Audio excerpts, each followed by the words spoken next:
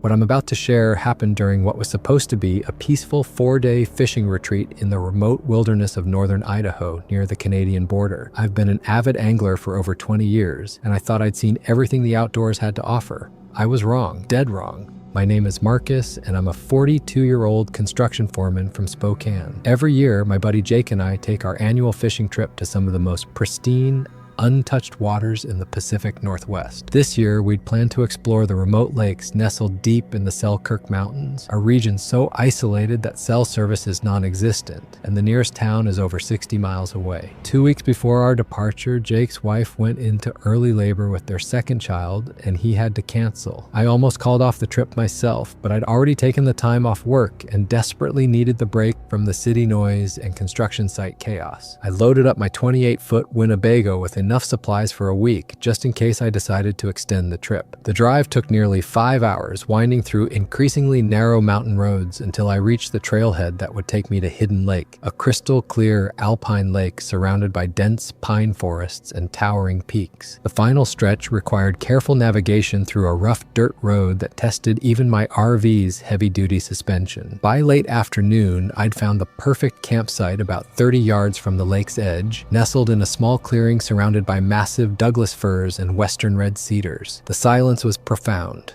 No traffic, no machinery, just the gentle lapping of water against the shore and the occasional call of a loon. After setting up camp and getting my fishing gear organized, I spent the remaining daylight hours casting from the rocky shoreline. The fishing was spectacular. Within an hour, I'd caught 3 beautiful cutthroat trout, each one fighting like it had something to prove. As the sun began to set behind the mountains, painting the sky in brilliant oranges and purples, I cleaned my catch and prepared a simple dinner over my propane camp stove. Sitting in my folding chair beside the RV, eating fresh trout with a cold beer in hand, I felt like I'd found paradise. The temperature dropped quickly once the sun disappeared, and by 9 p.m. I was ready to retreat to the warmth of my RV. I secured my fishing gear, doused the small campfire I'd built, and settled in for what I expected would be the first of several peaceful nights under the stars. Around midnight, I was jolted awake by a sound I couldn't immediately identify, a low, rhythmic thumping that seemed to come from somewhere near the tree line, maybe 50 yards from my RV. At first, I thought it might be a woodpecker, but woodpeckers don't work at midnight. The sound continued for several minutes. Thump, thump, thump, then silence. Then it would start again from a slightly different location. I lay in my bed, listening intently. The thumping stopped, but now I could hear something else. Branches breaking, like something large was moving through the forest. My first thought was bear. Black bears were common in this area, and a grizzly wasn't impossible, though they were rare this far south. I reached for the flashlight I kept beside my bed and peered out the small window above my head. The moon was nearly full, casting everything in an eerie silver light. I could see the lake clearly, its surface like black glass, but the forest remained impenetrably dark. Whatever was out there seemed to have moved on because the night fell silent again except for the gentle lapping of water and the distant hoot of an owl. I eventually drifted back to sleep, but my rest was fitful. Several more times throughout the night, I was awakened by sounds. Sometimes footsteps crunching through the undergrowth. Other times, what sounded like wood being snapped and thrown. Each time I looked out the window, I saw nothing. I woke before dawn, feeling groggy and on edge. The coffee helped, and as the sun rose over the mountains, flooding the lake with golden light, the previous night's disturbances seemed less ominous. Bears were curious creatures, I reasoned. One had probably investigated my campsite, found nothing of interest, and moved on. The second day of fishing was even better than the first. I discovered a small inlet on the far side of the lake where the trout were practically jumping into my boat, a small inflatable I'd brought along for accessing harder-to-reach spots. By noon, I'd caught enough fish for several meals and was feeling confident about my decision to come alone. But as the day wore on, I couldn't shake the feeling that I was being watched. Several times while casting from the shore, I'd catch movement in my peripheral vision, only to turn and see nothing but swaying branches. The forest, which had seemed so peaceful the day before, now felt somehow occupied. Around 4 p.m., while I was cleaning fish at a makeshift table I'd set up outside the RV, I heard a sound that made my blood run cold. A long, low howl that echoed across the lake. It wasn't like any wolf howl I'd ever heard. It was deeper, more guttural, and it seemed to go on forever. When it finally ended, the entire forest fell silent. No birds, no insects, nothing. Even the gentle breeze that had been rustling the leaves all day suddenly stopped. The silence lasted for nearly 10 minutes. When the normal forest sounds gradually returned, I quickly finished cleaning my fish and retreated to the safety of my RV. I spent the rest of the evening inside, periodically checking the windows and trying to convince myself that everything was normal. If the first night had been unsettling, the second night was terrifying. I was awakened around 2 a.m. by the sound of my RV being gently rocked back and forth. At first, I thought it might be wind, but the night was perfectly calm. The rocking continued, becoming more pronounced, as if something large was pressing against the side of my vehicle. My heart pounding, I crept to the side window and slowly lifted the edge of the curtain. What I saw made me question my sanity. A massive, dark shape stood beside my RV, easily 8 feet tall and covered in coarse, dark hair. It appeared to be examining my fishing gear, which I'd left secured to the outside of the vehicle. The creature's movements were deliberate and curious, almost human-like in their intelligence. I watched in frozen terror as the creature picked up one of my fishing rods and examined it closely, turning it over in hands that were enormous but unmistakably human in proportion. After several minutes, it carefully placed the rod back where it had found it and moved toward the front of the RV. That's when I made a mistake. In my fascination and terror, I shifted position to get a better view, and my movement caused the RV to creak slightly. The creature's head snapped up toward my window, and for one heart-stopping moment, we made eye contact. Its eyes reflected the moonlight like an animal's, but there was something disturbingly intelligent in that gaze. We stared at each other for what felt like an eternity, but was probably only a few seconds. Then, moving with surprising grace for something so large, the creature melted back into the forest, disappearing among the trees as silently as smoke. I sat in my bed for the rest of the night, clutching my cell phone even though I knew there was no signal, jumping at every sound. Sleep was impossible. By dawn, I was exhausted, shaken, and seriously considering packing up and heading home. Despite my terror from the night before, something kept me from leaving. Maybe it was stubbornness, maybe curiosity, or maybe just the fact that I'd driven 5 hours to get here and didn't want to waste the trip. I spent the morning fishing close to shore, keeping the RV always in sight and trying to process what I'd seen. In the harsh light of day, it was easy to doubt myself.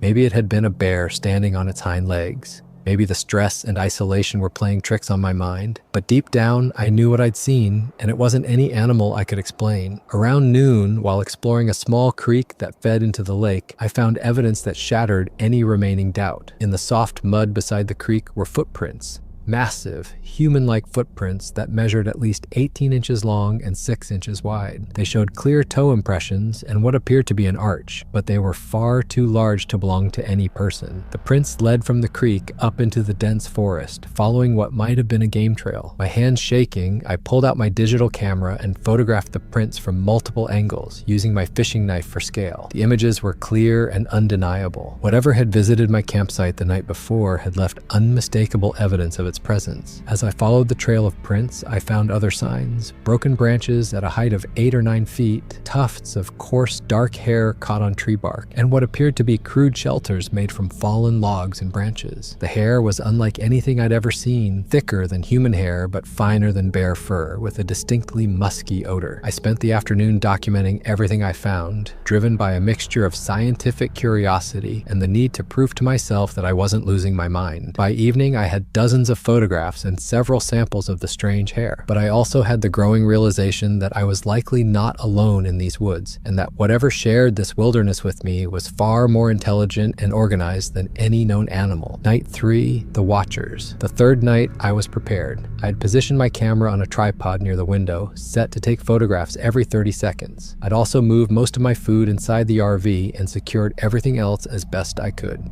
If my midnight visitors returned, I wanted evidence. They came around 1 a.m., but this time there were more of them. Through my window, I counted at least 3 distinct shapes moving around my campsite. They were clearly communicating with each other through a series of low grunts and what sounded almost like whispered words, though in no language I could recognize. The largest of the 3, presumably the same one I'd encountered the night before, seemed to be directing the others. It pointed toward my RV and made a series of gestures that looked remarkably like sign language. The other 2, slightly smaller but still massive, spread out around my campsite campsite in what appeared to be a coordinated search pattern. What struck me most was their obvious intelligence. These weren't mindless beasts. They were thinking, planning, communicating creatures. They examined my fishing equipment with careful curiosity, investigated my camp chairs and propane tank, and even seemed to study the tire tracks my RV had left in the soft earth. One of the smaller creatures approached the creek and began doing something in the water. I couldn't see clearly what it was doing, but it appeared to be washing something. Maybe the fish remains I'd thrown there earlier. The behavior was so human-like that it sent chills down my spine. After about an hour, the creatures retreated into the forest, but not before the large one turned back toward my RV and made what I could only interpret as a gesture of acknowledgement,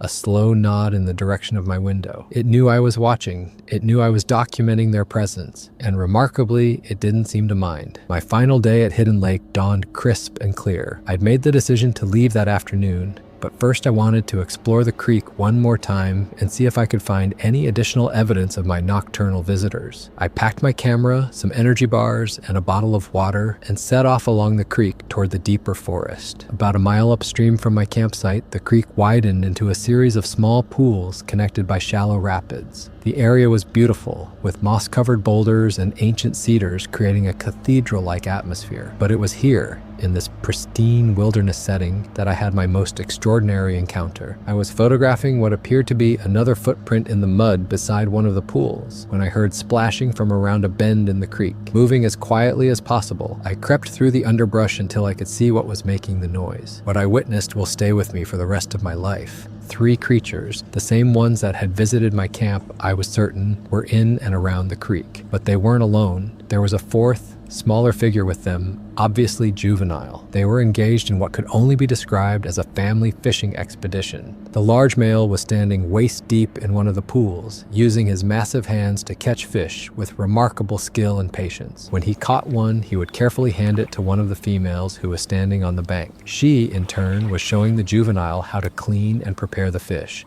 their movements gentle and instructional. The second female was gathering what appeared to be edible plants and roots from the forest floor, occasionally bringing samples to the juvenile for inspection. The entire scene was peaceful, domestic, and profoundly moving. I watched for nearly an hour, my camera capturing everything. The creatures were not monsters or mythical beasts. They were a family, living their lives in harmony with the wilderness, just trying to survive like any other family unit. The care they showed for their young, the division of labor, the clear affection they displayed for each other, it was all undeniably human in its emotional content, even if the beings themselves were something else entirely. At one point, the juvenile noticed me. Instead of alarm, it showed curiosity, pointing in my direction and making soft sounds to get the adult's attention. The large male looked directly at me, and once again, we made eye contact across the narrow creek. This time, instead of fear, I felt a strange sense of privilege. I was witnessing something extraordinary, something that perhaps no other human had ever documented. Slowly,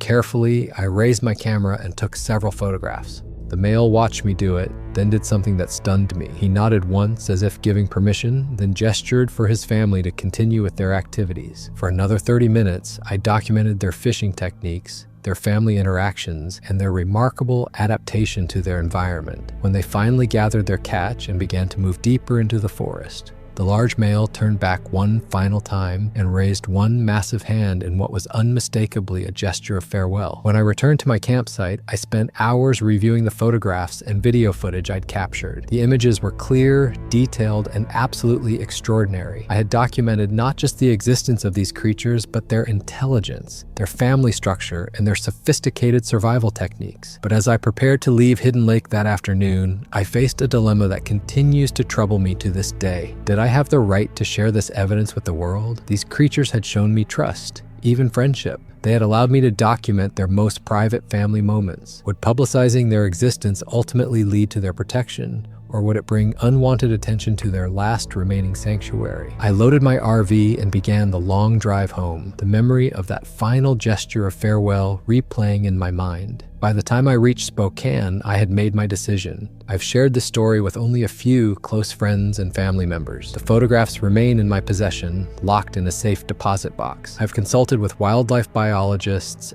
anthropologists, and cryptozoologists, all of whom have confirmed that the evidence I've gathered is unlike anything they've seen before. But I've also spoken with Native American elders from the local tribes, many of whom were not surprised by my account. They've shared stories passed down through generations about the forest people, intelligent, gentle beings who have shared these mountains for centuries, asking only to be left in peace. Some have urged me to publish my findings, arguing that proof of their existence could lead to habitat protection and scientific study that might benefit both the creatures and our understanding of human evolution. Others have warned that publicity would inevitably lead to intrusion, exploitation, and the destruction of the very wilderness these beings need to survive. 6 months after my encounter at Hidden Lake, I made another trip to the area. This time, I brought no cameras, no recording equipment, just my fishing gear, and a simple desire to return to that peaceful lake where I'd experienced something truly extraordinary. I found my old campsite and set up for a single night. As darkness fell, I sat by a small campfire and waited. I didn't have to wait long. The large male emerged from the forest around midnight, alone this time. He approached my campfire cautiously but without fear, and for several minutes, we simply sat across from each other in comfortable silence. When he finally stood to leave, he placed something beside the fire ring, a carefully woven basket made from pine needles and containing several perfect arrowheads crafted from local stone. It was a gift, I realized, a token of friendship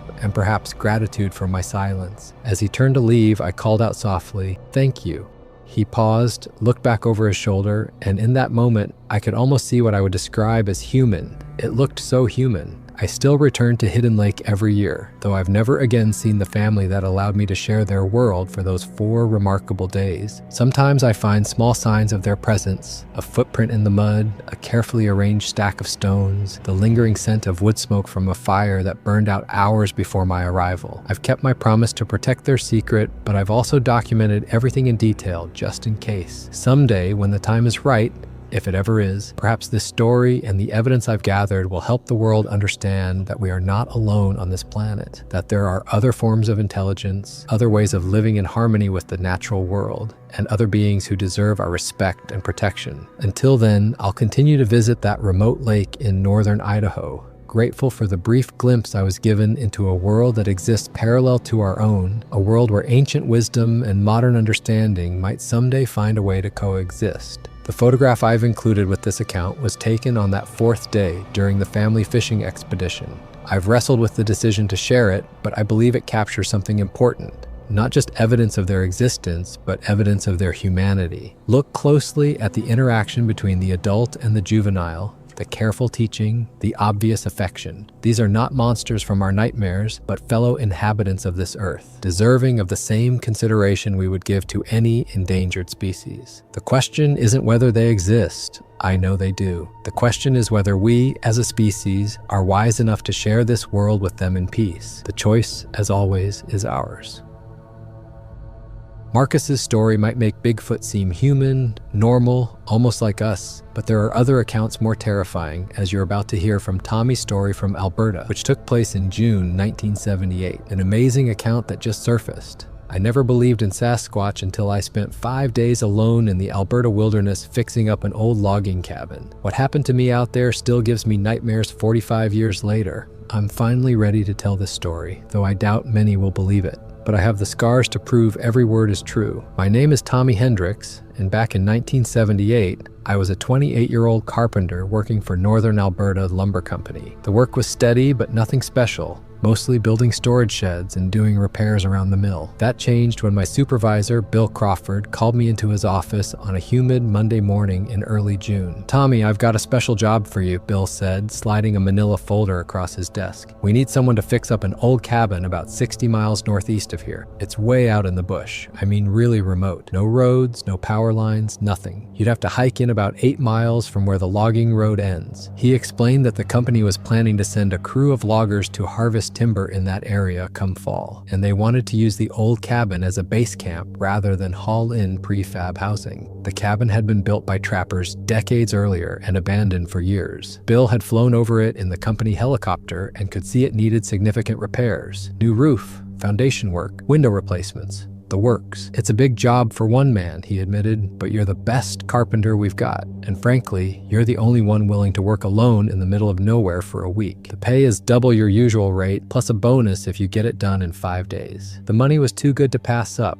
My wife Sarah and I were saving for a house, and this job would put us over the top. I told Bill I'd take it. 3 days later, I loaded my pickup truck with tools, lumber, roofing materials, and enough food for a week. The drive took me through increasingly remote country. First paved highways, then gravel roads, then barely maintained logging tracks that hadn't seen traffic in months. After 2 hours of bone-jarring driving, I reached the end of the road at an old logging camp that had been abandoned years earlier. The silence hit me first. After turning off the engine, I could hear nothing but wind in the trees and the distant call of a loon. No traffic, no machinery, no human sounds at all. The forest stretched endlessly in every direction. Towering spruce and pine trees so dense, I couldn't see more than 50 feet into the woods. I shouldered my heavy pack, grabbed my toolbox, and started hiking. Bill had given me a hand-drawn map and compass bearings to the cabin. The trail was overgrown but still visible, probably used by hunters and trappers over the years. The first few miles were relatively easy, following an old creek bed through gentle terrain. As I hiked deeper into the wilderness, the forest grew darker and more oppressive. The canopy was so thick that even at midday, the light was dim and green-filtered. Fallen logs blocked the path every few hundred yards, forcing me to climb over or detour around them. By the time I reached the cabin, my clothes were soaked with sweat and torn by branches. The cabin sat in a small clearing beside a crystal-clear stream. It was larger than I'd expected, about 20 by 30 feet, built from massive logs that must have been cut on site. But Bill was right about the condition. The roof sagged badly, several windows were broken, and the front porch was completely rotted through. Still, the basic structure was sound. It would take hard work, but I could make it livable. I set up my tent beside the cabin and got to work. The roof was my first priority. I could see daylight through several holes, and rain would ruin everything inside. I spent the rest of the afternoon tearing off the old cedar shingles and examining the underlying structure. Most of the roof beams were solid, but I'd need to replace about a third of them. As evening approached, I took a break and explored the area around the cabin. The clearing was maybe an acre in size, surrounded by dense forest on all sides. The stream that ran past the cabin was about 10 feet wide and crystal clear. I could see trout swimming in the deeper pools. On the far side of the clearing, I found the remains of an old outhouse and what looked like a root cellar dug into a small hillside.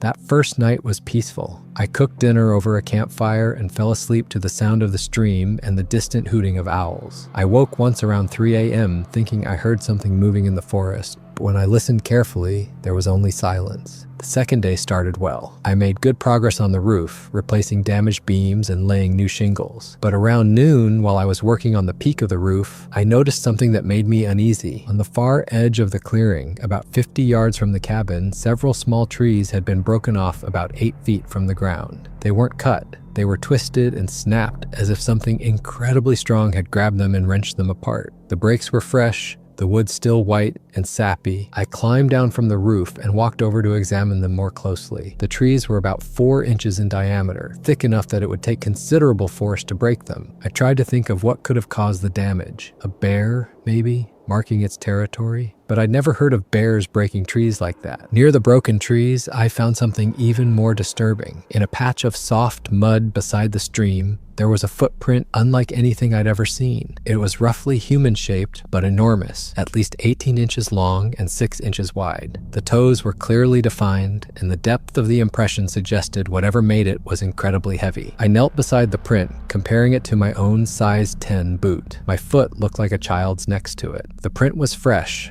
probably made within the last day or two. I looked around for more tracks, but found only that single clear impression. A chill ran down my spine. I'd heard stories about Sasquatch, of course. Every logger and outdoorsman in Alberta had, but I'd always dismissed them as tall tales told around campfires. Looking at that massive footprint, I wasn't so sure anymore. That afternoon, as I continued working on the roof, I couldn't shake the feeling that I was being observed. Several times I caught movement in my peripheral vision, but when I turned to look, look, there was nothing there, just the swaying of branches in the wind. Around 4 p.m., while I was hammering new shingles, I heard a sound that made my blood run cold. From somewhere deep in the forest came a long, mournful howl, unlike anything I'd ever heard. It wasn't a wolf. I'd heard plenty of those. It wasn't a bear or any other animal I could identify. The sound was deeper, more resonant, almost human-like. The howl echoed through the forest for what seemed like an eternity, then faded to silence. I sat motionless on the roof, hammer in hand, listening intently. But the forest had gone completely quiet.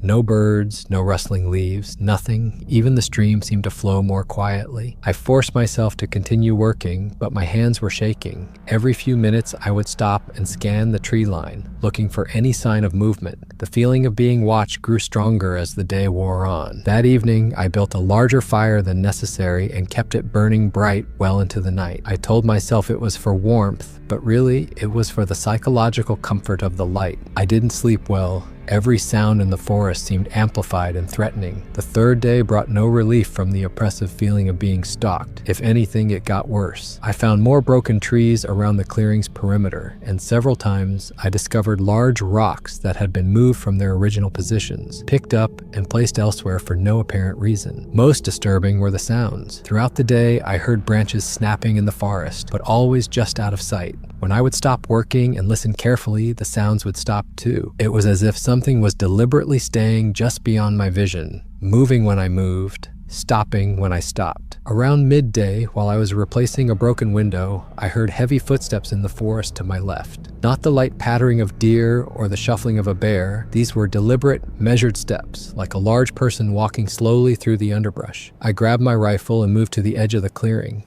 "Hello? Is someone there?" I called out. The footsteps stopped immediately. I waited for several minutes, rifle ready, but heard nothing more. When I finally returned to my work, the footsteps resumed, this time from a different direction. This pattern continued all afternoon. Whatever was out there was circling the clearing, always staying just inside the tree line, always just out of sight. By evening, I was a nervous wreck. My hands shook as I tried to eat dinner, and I jumped at every sound. The fourth day started with an ominous discovery. My tent, which I'd securely staked down the night before, had been moved about 10 feet from its original position. Not blown by wind, the stakes had been pulled from the ground and the tent carefully relocated. Nothing inside was disturbed, but the message was clear. Whatever was out there could approach my camp without waking me. I was getting scared, really scared, but I was also stubborn. I'd committed to finishing this job, and I was determined to see it through. I had one more day of work to complete the repairs, and then I could hike out and never come back. But around 2 p.m., while I was working on the cabin's foundation, my tormentor finally showed itself. I was kneeling beside the cabin, digging out rotten wood from the sill, when I heard a deep grunt directly behind me. I turned around slowly, and my heart nearly stopped. Standing at the edge of the clearing, not 30 feet away, was the most terrifying creature I'd ever seen. It was massive, at least 8 feet tall and broader than any human. Its entire body was covered in dark brown hair, and its face was a horrifying blend of human and ape features. But it was the eyes that scared me most. Intelligent, calculating, and filled with what I can only describe as malevolent intent. We stared at each other for what seemed like hours, but was probably only seconds. The creature stood perfectly still, studying me with those terrifying eyes. I was frozen with fear, unable to move or speak. Then it opened its mouth and let out a roar that shook the ground beneath my feet. The sound was deafening, like a lion's roar mixed with a human scream. It reverberated through the forest, and I felt it in my bones. When the roar ended, the creature took a step toward me. That broke my paralysis. I scrambled backward toward the cabin, never taking my eyes off the beast. It watched me retreat, but didn't follow, just stood there at the forest's edge, radiating menace. I made it to the cabin and grabbed my rifle. When I turned back, the creature was gone, vanished as silently as it had appeared, but I knew it was still watching me from somewhere in the forest. That night was a living nightmare. I barricaded myself in the cabin, using boards and nails to secure the windows and door. The structure I'd spent 3 days repairing became my fortress against a terror I couldn't fully comprehend. The attacks began around midnight. At first, it was just sounds. Heavy footsteps circling the cabin, branches snapping, and that awful howling echoing through the forest. Then the creature began testing my defenses. Something massive slammed into the cabin's north wall, shaking the entire structure. I heard what sounded like claws or fingernails scraping against the logs. Then came the smell, a rank animal odor that seeped through every crack and gap in the walls. Around 2 a.m., the creature tried the door. I heard the latch rattle, then the entire door frame groaned as something pushed against it with tremendous force. My makeshift barricade held, but barely. I sat in the middle of the cabin with my rifle, shaking with terror, waiting for the walls to cave in. The psychological torture was almost worse than the physical assault. The creature seemed to know exactly how to terrorize me. It would go silent for long periods, letting me think it had left, then suddenly slam into a wall or scratch at a window. Sometimes I heard what sounded like human footsteps on the roof, slow, deliberate pacing back and forth above my head. The worst moment came around 4 a.m. I heard what sounded unmistakably like human speech, low, rumbling words in a language I didn't recognize. The voice was coming from just outside the window above my head. The creature was trying to communicate with me, and somehow that was more terrifying than all the roaring and scratching. Dawn couldn't come fast enough. When the first light of morning filtered through the boarded windows, the attack stopped. I waited another hour before carefully removing the boards from one window and peering out. The clearing appeared empty, but I could see the evidence of the night's siege. Deep gouges in the cabin's logs, chunks of wood torn from the doorframe, and that massive footprint in the mud directly below the window where I'd heard the voice. I knew I had to get out. The job wasn't finished, but I didn't care anymore. No amount of money was worth another night in that haunted place. I packed my essential tools and enough food for the hike out, leaving the rest behind. As I prepared to leave, I took one last look around the clearing. In the daylight, it seemed almost peaceful again, just a small meadow beside a babbling stream. But I knew that was an illusion. Something ancient and malevolent lived in these woods, and I'd been lucky to survive my encounter with it. The hike out was a nightmare of paranoia. Every sound in the forest made me jump. Every shadow could be hiding a watching presence. I pushed myself harder than ever before, covering the 8 miles to my truck in less than 3 hours. When I finally saw my pickup sitting in the abandoned logging camp, I nearly cried with relief. When I got back to town, I told Bill Crawford that I'd completed about 80% of the work before a family emergency forced me to leave early.